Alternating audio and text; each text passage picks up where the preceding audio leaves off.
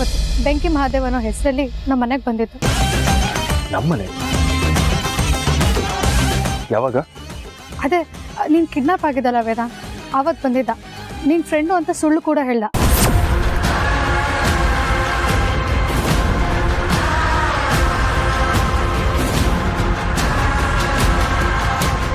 ನನ್ನ ಯಾರು ಅಂದ್ಕೊಂಡಿದ್ದೆ ವೇದಾಂತ್? ಅದೇ ನಮ್ಮ ಮನೆಗೆ ಅಮ್ಮ ಅಂದ್ಕೊಂಡು ಡ್ರಾಮಾ ಮಾಡ್ಕೊಂಡು ಬಂದಿಲ್ಲಲ್ಲ ಚಂದ್ರಕಲಾ, ಅವಳ ಗಂಡ.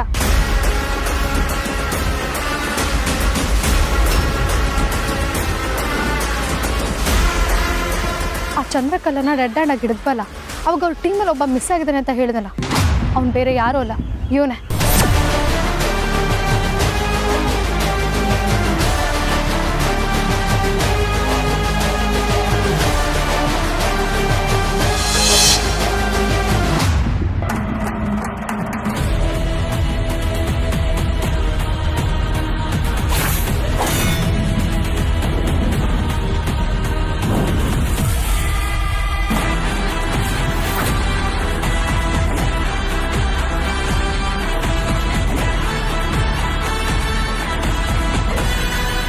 ಇದು ಸೇಫ್ ಜಾಗ ಅಲ್ಲ, ತುಂಬ ಹೊತ್ತು ಇಲ್ಲಿರಬಾರ್ದು, ಹೊರಡಿ.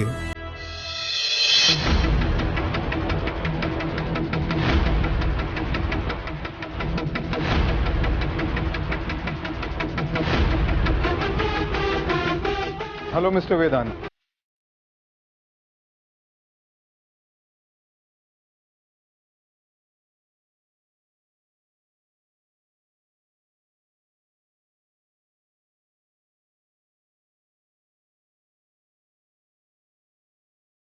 ನಾನು ಹೇಳ್ತಿರೋದು ನಿಜ ವೇದಾಂತ್. ವೇದಾಂತ್ ವೇದಾಂತ್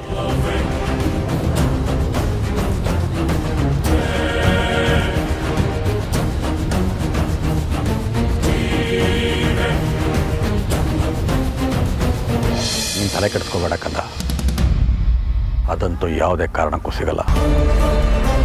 ಆ ವಿಷಯ ನನ್ನಲ್ಲೇ ಕೊನೆ ಆಗಲಿ. ನಡಿ ಹೋಗೋಣ. ಅಲ್ಲ ಅಪ್ಪ, ನಡಿ ಅನ್ನಲ್ಲ.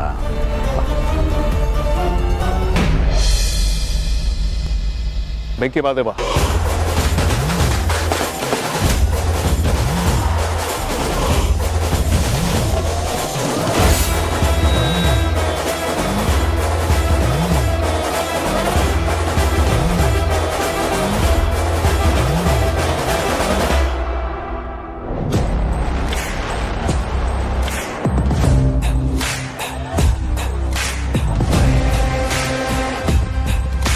ಇನ್ನೂ ಎಷ್ಟು ಹೆಸರಿದೆ ನಿಮಗೆ? ಕಾಮನ್ ಆಗಿ ಎಲ್ಲರೂ ಒಂದು ಹೆಸರು ಇಟ್ಕೊಳ್ತಾರೆ. ನಿಮ್ಗೆ ಯಾಕ್ರೆ ಇಷ್ಟೊಂದು ಹೆಸರು? ಏನೋ ಅಂದ ಹಾಗೆ ನಿಮ್ಮ ಎಲ್ಲ ಹೆಸರಲ್ಲೂ ಬೆಂಕಿ ಅನ್ನೋದು ಕಾಮನ್. ಅಗ್ನಿಯಲ್ಲೂ ಬೆಂಕಿ, ಬೆಂಕಿಯಲ್ಲಿ ಅಗ್ನಿ. ಇನ್ನು ಕೆಂಡ ಜ್ವಾಲೆ ಅಂತ ಏನಾದರೂ ಬಿಟ್ಟಿದ್ದೀರಾ ಅಥವಾ ಅದು ಇಟ್ಕೊಂಡಿದ್ದೀರಾ? ಸುಡೋದಕ್ಕೆ ಹೆಸರು ಬೇಕಾಗಿಲ್ಲ, ನನ್ನ ಹೆಸರುನೇ ಸಾಕು ಮಿಸ್ಟರ್ ವೇದಾಂತ್. ವಯಸ್ಸಲ್ಲಿ ಹಿರೀಕಂತ ಮರ್ಯಾದೆ ಕೊಟ್ಟು ಮಾತಾಡ್ತಾ ಇದ್ದೀನಿ. ಅಗ್ನಿ ಅಂತ ಹೆಸರು ಇಟ್ಕೊಂಡಿದ್ದೀನಿ ಅಂತ ಬಹಳ ಮೆರಿಬೇಡಿ. ನಿಮ್ಮಂಥವ್ರ ತುಂಬ ಜನ ನೋಡಿದ್ರು. 1000 ಜನ ನೋಡಿರ್ಬೋದು ಮಿಸ್ಟರ್ ವೇದಾಂತ್, ಆದರೆ ನನ್ನನ್ನು ನೋಡಿಲ್ಲ. ನೋಡಿ, ಬೆಂಕಿ ಅಲಿಯಾಸ್ ಅಗ್ನಿ ಮಹಾದೇವ, ಬೇರೆಯವ್ರ ಮನೆಗೆ ಬೆಂಕಿ ಹಚ್ಚೋಕ್ಕೂ ಮೊದಲು ಒಂದು ಸ್ವಲ್ಪ ಯೋಚನೆ ಮಾಡಿ. ಕಂಡವ್ರ ಮನೆಗೆ ಹಚ್ಚೋ ಬೆಂಕಿ ನಿಮ್ಮ ಮನೆ ಕೂಡ ಸುಡುತ್ತೆ. ಕರ್ಮ ಹೇಗೆ ಕೆಲಸ ಮಾಡುತ್ತೆ ಅಂತ ಗೊತ್ತಿದೆ ತಾನೆ?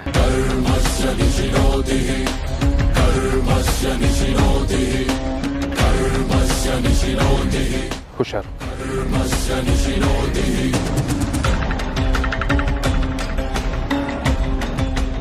ನನ್ನ ಅಪ್ಪ ಅಮ್ಮನ ನಿನ್ನಪ್ಪ ಸೂರ್ಯನಾರಾಯಣ ಜೈಲಿಗೆ ಕಳಿಸಿದ್ದಾನೆ. ಆ ದಿನ ನಿನ್ನಪ್ಪ ನನ್ನ ಲೈಫ್ಗೆ ಬೆಂಕಿ ಇಟ್ಟ. ಇವಾಗ ಸದ್ಯಕ್ಕೆ ನಿನ್ನ ಲೈಫ್ಗೆ ನಾನು ಬೆಂಕಿ ಇಡ್ತಾ ಇದ್ದೀನಿ. ನಿನ್ನ ಇಡೀ ಕುಟುಂಬನ ಸರ್ವನಾಶ ಮಾಡ್ತೀನಿ.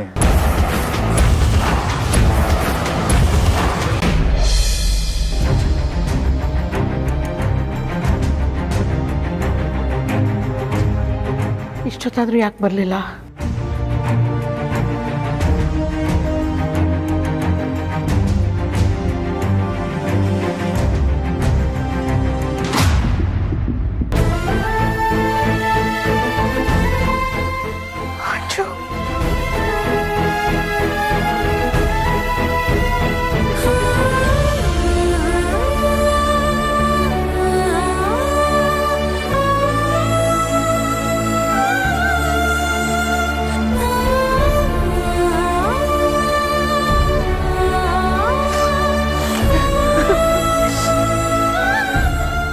ಅಳ್ಬೇಡಮ್ಮ, ನಿನ್ನ ಹತ್ರ ನಂಗೂ ಅಳು ಬರುತ್ತೆಮ್ಮ. ಬರೀ ಯಾಕೆ ಅಳ್ತಾ ಇದೆಯಾ? ನಿನ್ನ ನೋಡಿ ಇವಳು ಅಳ್ತಾ ಇದ್ದಾಳೆ. ಸ್ವಲ್ಪ ಸಮಾಧಾನ ಮಾಡ್ಕೋ. ಬರೀ ನಿನಗೆ ಹೇಳ್ತಾ ಇರೋದು, ಅಳು ನಿಲ್ಲಿಸು. ನೋಡ್ರಿ ಮಗುಗೆ ಹೇಗೆ ಹೊಡೆದಿದ್ದಾರೆ ನೋಡಿ. ಅಯ್ಯೋ, ನಿಮಗೂ ಹೊಡೆದಿದ್ದಾರಲ್ಲ. ಚಿಕ್ಕವರು ದೊಡ್ಡವರು ಅಂತ ನೋಡಿದೆ. ಅವ್ರಿಗೆ ಹೇಗೆ ಹೊಡೆದಿದ್ದಾರೆ, ಏನ್ರಿ ಆಗಿದೆ ಅವ್ರಿಗೆಲ್ಲ? ಬರೀ ಅವರು ಅವ್ರ ಕೆಲಸ ಮಾಡಿದ್ದಾರೆ. ಸುಮ್ಮನೆ ಇರ್ರಿ ಸಾಕು. ಏನ್ರಿ ಅವ್ರ ಕೆಲಸ ಅವ್ರು ಮಾಡೋದು? ಚಿಕ್ಕವರು ದೊಡ್ಡವರು ಅಂತ ನೋಡಿದೆ ಹೊಡೆಯೋದಾ? ಏನ್ ತಪ್ಪು ಮಾಡಿದ್ದೀವಿ ಅಂತ?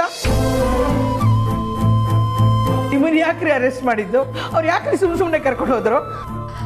ಅಮ್ಮ, ಅದು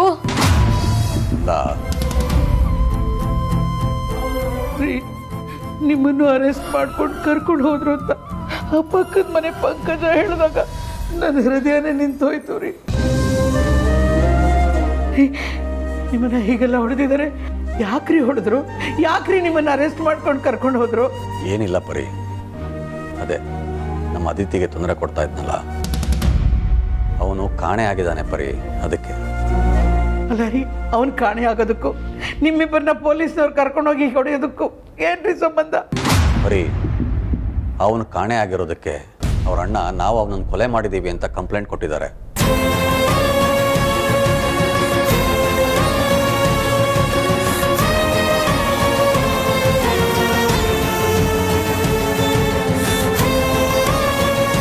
ಆಮೇಲೆ ಏನಾಯ್ತ್ರಿ?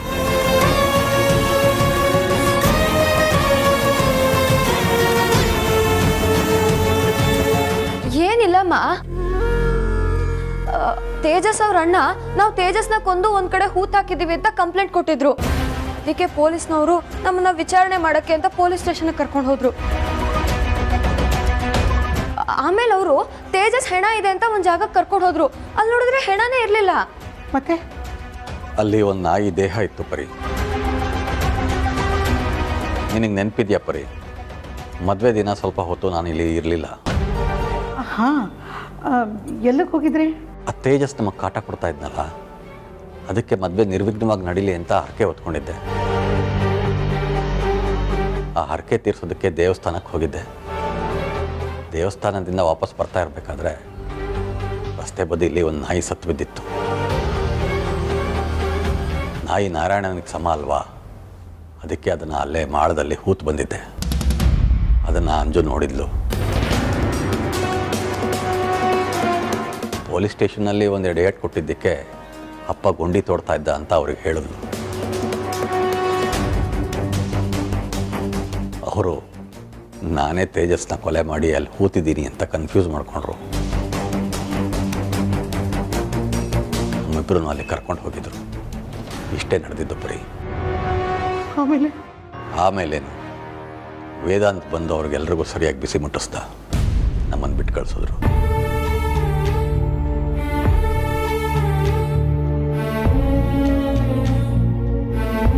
ಯಾಕೆ ಬರೀ, ಏನು ಯೋಚನೆ ಮಾಡ್ತಾ ಇದೆಯಾ? ಅಲ್ಲ, ನೀವು ಹೇಳ್ತಾ ಇರೋದು ಒಂದಕ್ಕೊಂದು ಸಂವಾದನೇ ಇಲ್ವಲ್ರಿ? ನೀವು ಸುಳ್ಳು ಹೇಳ್ತಿಲ್ಲ ತಾನೆ? ಅಯ್ಯಯ್ಯೋ, ನಾನು ಸುಳ್ಳು ಹೇಳಿದ್ದೇನಾದರೂ ಪರಿ ಗೊತ್ತಾಗೋಯ್ತಾ? ಏನು ಮಾಡೋದೀಗ?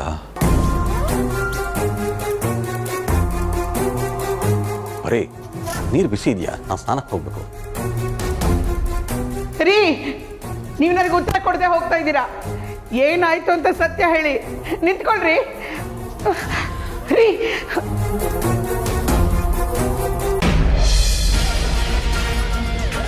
ಈ ಅಗ್ನಿ ಅವ್ರ ತಮ್ಮ ಕಾಣಿಸ್ತಾ ಇಲ್ವಂತೆ. ಅದಕ್ಕೆ ನಮ್ಮ ಅಪ್ಪನ ಕೊಲೆ ಕೇಸ್ ಅಂತ ಕರ್ಕೊಂಡ್ಬಂದಿದ್ದಾರೆ. ಇವನನ್ನ ಯಾರು ಅಂದ್ಕೊಂಡಿದ್ಯಾ ವೇದಾಂತ್? ಅದೇ ನಮ್ಮ ಮನೆಗೆ ಅಮ್ಮ ಅಂದ್ಕೊಂಡು ಡ್ರಾಮಾ ಮಾಡ್ಕೊಂಡು ಬಂದಿಲ್ಲಲ್ಲ ಚಂದ್ರಕಲಾ, ಅವಳ ಗಂಡ.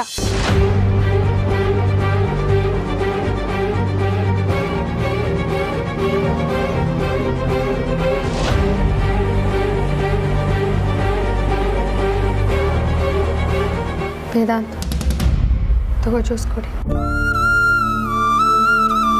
ಮೇಡಮ್,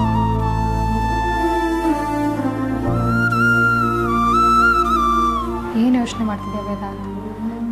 ಬೆಳಗ್ಗೆನ ಏನೂ ತಿಂದಿಲ್ಲ ಬೇರೆ. ತಗೋ ಜ್ಯೂಸ್ ಕೊಡಿ.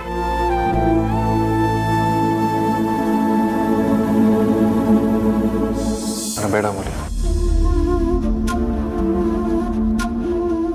ಯಾಕೆ ವೇದಾಂತ್ ಟೆನ್ಷನ್ ಮಾಡ್ಕೊಂಡಿದ್ಯಾ? ಅಗ್ನಿ ಬಗ್ಗೆ ಯೋಚನೆ ಮಾಡ್ತಾ ಇದೆಯಾ?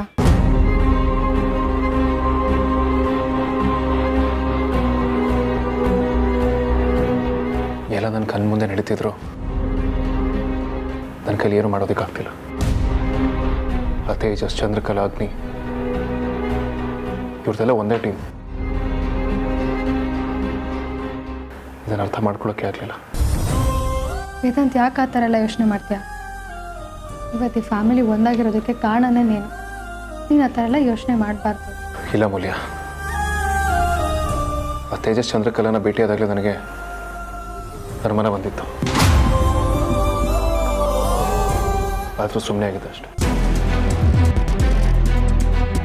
ಅದಕ್ಕೆ ಕಾರಣ ನಾನು ಅವನ್ನ ತುಂಬ ನಂಬಿದ್ದೆ ತಪ್ಪಾಯಿತು.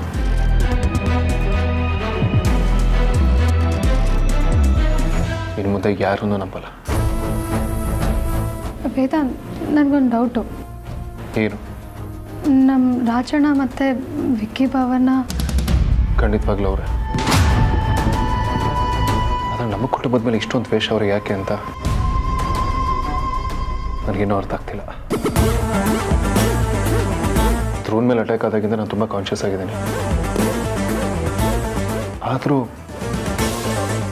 ಹೀಗೆ ಮಾಡಿದ್ದಾರೆ ಅಂದರೆ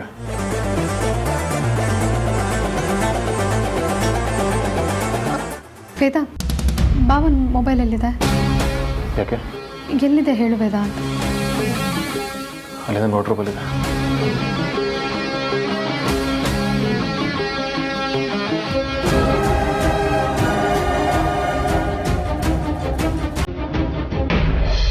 ನಿಂತ್ಕೊಳ್ಳಿ.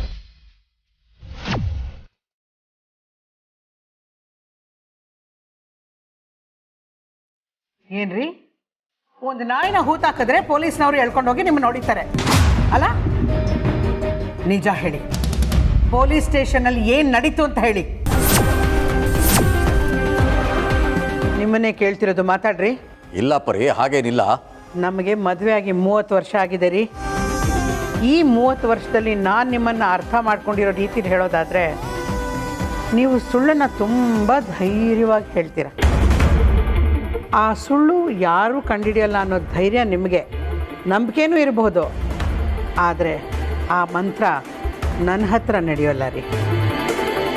ನಿಜ ಹೇಳಿ, ನಿಮ್ಮನ್ನು ಅಂಜುನ ಪೊಲೀಸ್ನವ್ರು ಯಾಕೆ ಅರೆಸ್ಟ್ ಮಾಡಿದ್ರು? ಇಷ್ಟೊತ್ತಿನವರೆಗೂ ಅದನ್ನೇ ತಾನೇ ನಾನು ಹೇಳ್ತಾ ಇದ್ದಿದ್ದು, ಅದನ್ನೇ ಅಂಜಲಿನೂ ಹೇಳಿದ್ದು. ಅದಕ್ಕೆ ನಮ್ಮನ್ನು ಪೊಲೀಸ್ ಸ್ಟೇಷನ್ಗೆ ಕರ್ಕೊಂಡು ಹೋಗಿದ್ದು ಅಂತ. ಅಂಜು ಹೇಳಿದ್ದು ಪೊಲೀಸ್ ಸ್ಟೇಷನಲ್ಲಿ ನಡೆದ ಕತೆನ. ನಾನು ನಿಮ್ಮನ್ನು ಕೇಳ್ತಿರೋದು, ನಿಮ್ಮನ್ನು ಪೊಲೀಸ್ನವ್ರು ಯಾಕೆ ಕರ್ಕೊಂಡು ಹೋದ್ರು ಅಂತ. ಅದೇ ಪರಿ, ತೇಜಸ್ ಅಣ್ಣ ರೀ, ನೀವು ಪದೇ ಪದೇ ಅದನ್ನೆಲ್ಲ ಹೇಳಿ ನನಗೆ ತಲೆ ಕೆಡಿಸ್ಬೇಡಿ. ಅವೆಲ್ಲ ನನಗೆ ಗೊತ್ತಿದೆ. ಈಗ ನೀವು ಸತ್ಯ ಹೇಳಬೇಕು, ನನಗದು ಗೊತ್ತಾಗಬೇಕು. ಇಲ್ಲ ಪರಿ, ಅದೇ ಸತ್ಯ. ಸುಳ್ಳು.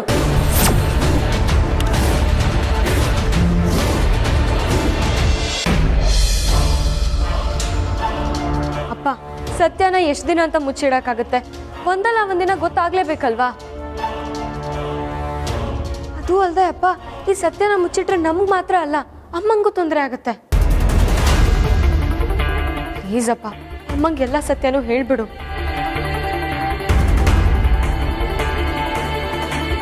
ಏನದು ಸತ್ಯ? ಅಪ್ಪ ಪ್ಲೀಸ್ ಅಪ್ಪ, ಹೇಳ್ಬಿಡಿ ಅಪ್ಪ. ಸತ್ಯ ಏನು ಅಂತ ಹೇಳಿ. ಅದೇನೇ ಆಗಿರಲಿ, ಒಟ್ಟಾಗಿ ಅದನ್ನೆಲ್ಲ ಎದುರಿಸೋಣ. ಪರಿ ಅದು ರೀ ದಯವಿಟ್ಟು ಹಠ ಮಾಡಬೇಡಿ. ಪೊಲೀಸ್ನವ್ರು ನಿಮ್ಮನ್ನು ಯಾಕೆ ಅರೆಸ್ಟ್ ಮಾಡಿದ್ರು, ಯಾಕೆ ಕರ್ಕೊಂಡು ಹೋದ್ರು, ದಯವಿಟ್ಟು ಹೇಳಿ.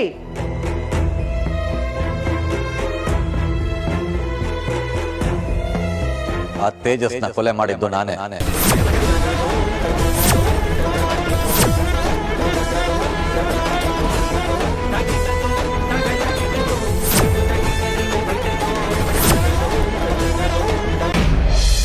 ವೇದಾಂತ್, ಏನಾಯ್ತು? ವೇದಾಂತ್, ನಾನು ವಿಕ್ಕಿ ಬಾವ ತುಂಬ ಸತಿ ಮಾತಾಡ್ಕೊಂಡಿದ್ದೀವಿ ಈ ಮನೆ ಮೇಲೆ ನಡೆದ ಅಟ್ಯಾಕ್ಗಳ ಬಗ್ಗೆ, ಸಂಚ್ಗಳ ಬಗ್ಗೆ.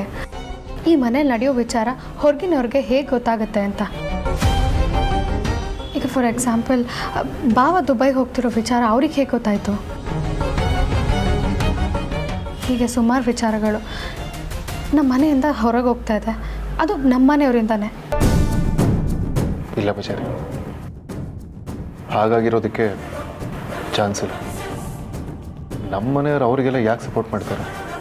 ವೇದಾಂತ್, ಬೆಳ್ಳಗಿರೋದೆಲ್ಲ ಹಾಲಲ್ಲ, ವಿಷನೂ ಬೆಳ್ಳಗೆ ಇರುತ್ತೆ. ನಿನಗೆ ಯಾರೂ ಮೋಸ ಮಾಡೋದಕ್ಕಾಗಲ್ಲ ವೇದ. ನೀನು ತುಂಬ ಬುದ್ಧಿವಂತ, ಆದರೆ ನಿಂಗೆ ಈಸಿಯಾಗಿ ನಂಬಿಕೆ ದ್ರೋಹ ಮಾಡ್ಬೋದು.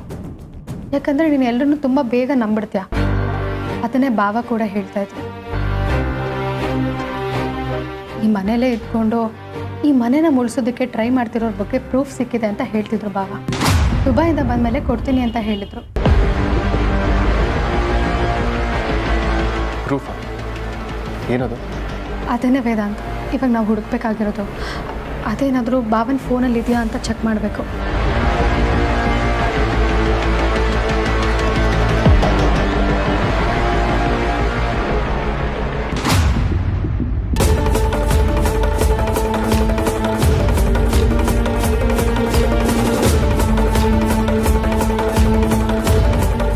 ಬೇರೆ ಸೋಷಿಯಲ್ ಮೀಡಿಯಾಸ್ ಚೆಕ್ ಮಾಡಿ.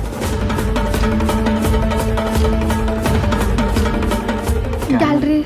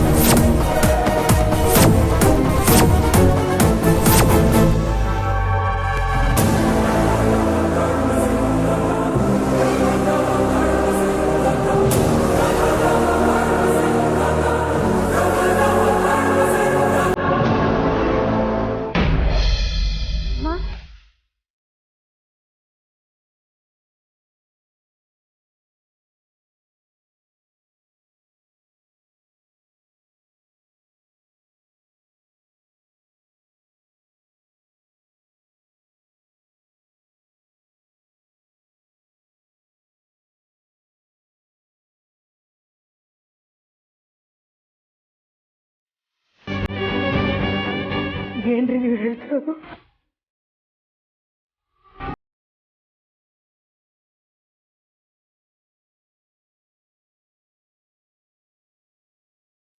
ಇದೇ ನಡೆದಿದ್ದು ಪರಿ.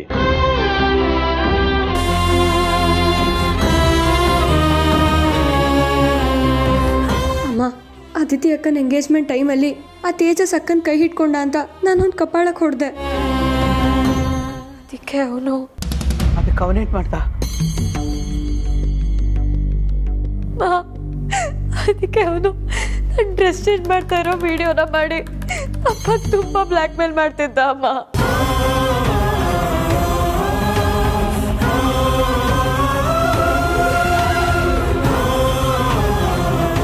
ಅದಿತಿ ಜೊತೆ ನನ್ನ ಮದುವೆನ ಫಿಕ್ಸ್ ಮಾಡಿ, ಅವಾಗ ನಾನೇ ಈ ವಿಡಿಯೋನ ನಿಮ್ಮ ಕಣ್ಣು ಮುಂದೆನೇ ಡಿಲೀಟ್ ಮಾಡ್ತೀನಿ.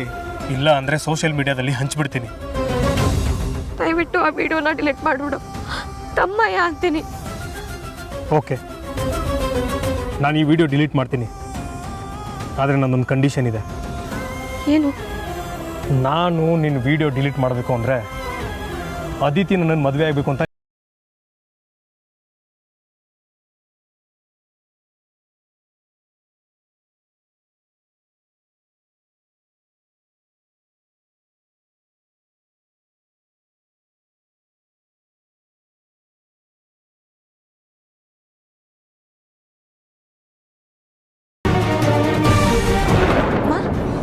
ಪರಿ ಮಾತಾಡಮ್ಮ ಮಾತಾಡಮ್ಮ